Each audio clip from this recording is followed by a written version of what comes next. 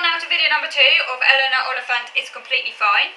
So the main reason why I think that Eleanor might be autistic is that she is very blunt.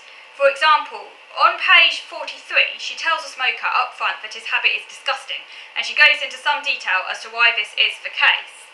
I'll just try and find it here. Page 43 it was on. So she says, "You'll die years earlier than you would have otherwise, probably from cancer or heart disease. You won't see the effects on your heart or your lungs for a while, but you'll notice it in your mouth. Gum disease, loss of teeth, and you've already got the smoker's characteristically dull, prematurely lined skin. The chemical constitution of cigarettes includes cyanide and ammonia, you know. Do you really want to willingly ingest such toxic substances?" So yeah, she goes into sort of a tirade, she really kind of goes into detail about this, which, as an autistic person I can relate to, because if something really offends me or bothers me and I know a lot about something, it's very hard to resist then kind of giving away all the details. So that seemed to me quite an autistic trait that Eleanor displays here. It also shows that Eleanor has no filter, which is quite an autistic thing. As autistics we often can find it hard to shut up when we really want to say something, even if it might be a little bit inappropriate. I do have a very strong desire to speak my mind about issues that bother me, as I've already said. It doesn't always go down well with others though. Eleanor thinks that everyone else has underdeveloped social skills, but she fails to understand why others might not react favourably to her own social faux pas. For example, on page 50, she gets a social worker that she was not expecting. Eleanor blurts out, "I was expecting Heather," and that "you don't look like a social worker." And obviously the social worker was not too pleased to be told this. Eleanor says that the social worker merely stared and said nothing, proof of the social worker's poor social skills, according to Eleanor. But of course, as I said, it was actually Eleanor herself who just been a little bit inappropriate. On page 117, when Eleanor is asked by her office co-worker Raymond how her day was, she replies, "Fine, thank you. I had a cheese and pickle sandwich for lunch with ready salted crisps and a mango smoothie." I did like that bit, because obviously I'm interested in what people have to eat for their dinner. So the fact that Eleanor said what she had, that was one of my favourite parts of the book, because anything to do with food in a book obviously makes me excited. But the reason why I think this was maybe another clue as to that Eleanor might be autistic is that Raymond did not want to know the details of her lunch. So again, she's giving the details. And this is something, again, I can relate to, because if someone asks me, what I've done in a day or how I spent my day, I do like to give the details. So I might well tell them what I've had for lunch, because obviously that's something that interests me. So I might well that might be what I say to them.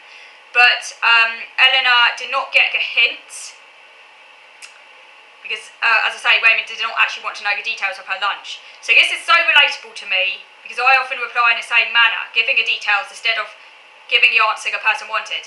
Eleanor also insists on being prepared for everything, and she hates surprises, which is obviously a very autistic thing. It's kind of one of the hallmarks of autism, really. For example, she gets annoyed when Raymond is slightly late for a party. On page 161, she says that, "Why on earth would he stay one time whilst meaning something completely different?" Something obviously I can relate to.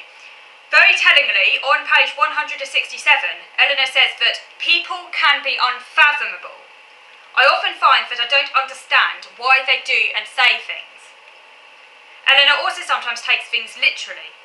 On page 187, Raymond asks, "Are you seeing anyone at the moment?" Eleanor replies that "I'm seeing you right now, Raymond. You're sitting right in front of me." So yeah, she takes it very literally. Are you seeing, she interprets seeing in a sort of literal sense, I can see you with my eyes, not the other sense.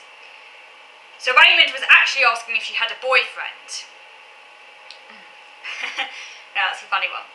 Another hint that Eleanor might be autistic is that she uses very old-fashioned language for a 30-year-old, as she gets most of the information about life from books and crosswords, something again I can relate to, because I think this is the other thing, particularly when I was younger, I did used to speak maybe a little bit too old for my years at times, or maybe I came across as a bit quaint, because again, if you get most of the information from, in my case, Radio 4, or BBC, or you read a lot of books, and you don't really get much information from your peer group, you might sound a little bit quaint for someone your age. which I think sometimes people do take the mickey out of. Because they can't quite place you, hang on, you're looking young, but you're speaking like this, it's a bit... She says on page 206, that someone ought to write a book about how to fit in socially, which is something I can relate to, like she wants a manual. Eleanor tries to do what is expected of her, but ultimately this harms her. For example, Eleanor always says she's fine, because that's what people expect her to say, but she's not fine. So again, I think I can relate to that too, and I think this is quite common amongst autistic people, is that we often try and make it out like we're all fine, that, we're coping, just because it's easier that way, we won't get people on our backs, we won't get people, getting nosy and getting under our skins. If we say we're fine, people will generally speaking leave us alone. So there is that temptation there to just kind of say, yeah, I'm fine, just because people leave you alone. And obviously that can be dangerous, because then, say if you're really struggling, you won't get the support you need, because people just take what you said at face value. And particularly if you're not showing any sign that you're struggling. As autistics, we often don't really show it through facial expressions and stuff. People generally speaking might think we're really okay.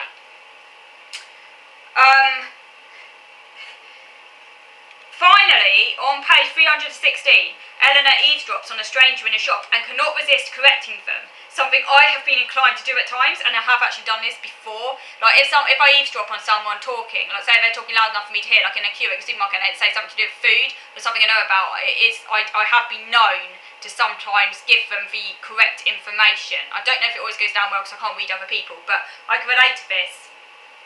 And that's funny, because normally I'm really reticent and I hate speaking to strangers, but if I overhear someone talking about something I'm really interested in and know a lot, I just cannot resist.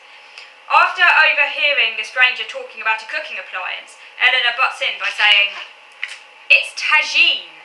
Neither of you can remember the word for the, as you described it, ceramic pot with the pointy lid that Judith, whoever she is, had put on her wedding list, leading you to describe her as a pretentious cow.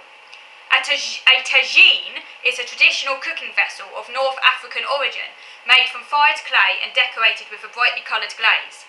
So Eleanor gives the dictionary definition and then is surprised when she receives not a word of thanks. Again, because, this isn't normally, I guess, the done thing for people to do, usually.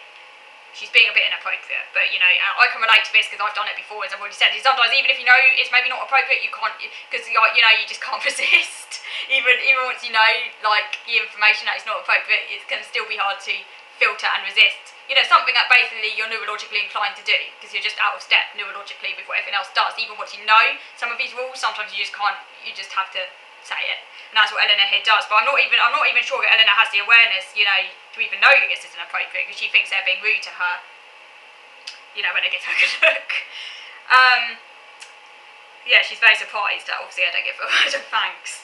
Eleanor also copies and mimics others with her hand gestures. She says, "I was quite enjoying the occasional use of the waggling finger gesture now that I got the hang of it.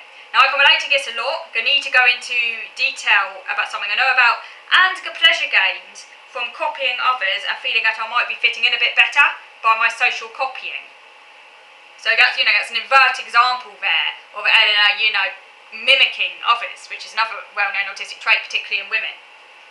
So there are many more clues throughout the text as to why I think Eleanor might be autistic, but I don't want to ruin the story for those of you who want to read the book. So have any of you read this book? If so, what do you think about Eleanor's behaviour? Could it all be explained as a consequence of abuse? Or could she be autistic? Because I'm not convinced that the symptoms displayed, such as her illiterality, her her social faux pas, I just don't think that can all be explained by PTSD, and there's no real kind of indication of actual post-traumatic stress in this book. There's no, it's not like she's ever described as having nightmares or flashbacks or any of those other characteristics of abuse or PTSD, so to me she just seems really very obviously autistic, but I'd be interested to know what any of you think.